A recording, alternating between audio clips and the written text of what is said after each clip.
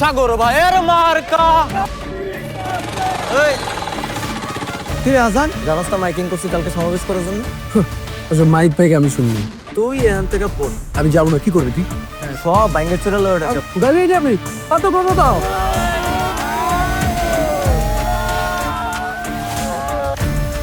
আমি যাবো। রাস্তা বন্ধ করে কি করছো তোমরা? সভা করার জন্য পারমিশন নিছো?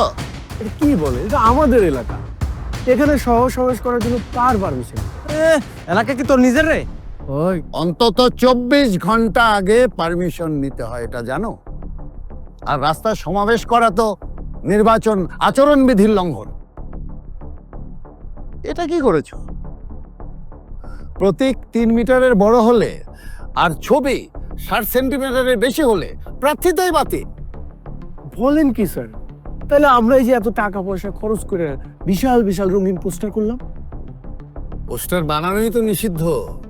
তবে সাদা কালো লিফলেট, রেস্টুরেন্ট, ব্যানার এগুলো করা যেতে পারে, কিন্তু এগুলো যেখানে সেখানে সাঁটানো যাবে না। নির্দিষ্ট স্থানে বিধি মোতাবেক ঝোলাতে হবে।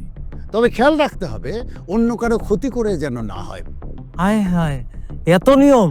আরো আছে। আরো আছে। হ্যাঁ, প্রতীক প্রার্থী এবং দলীয় প্রধানের প্রত্যেক ছবি ছাড়া আর কোনো ছবি দেয়া যাবে না। প্রেসের নাম তারিখ দিতে ভুলো না। আর এ সমস্ত কিছুই হবে পচনশীল উপাদানে। দেশ ও দেশের মানুষের পরিবেশ নিয়ে যদি প্রার্থীরা চিন্তা না করে, তাহলে কে করবে? নির্বাচনী আচরণবিধি মেনে চলি, সুষ্ঠু নির্বাচন নিশ্চিত করি।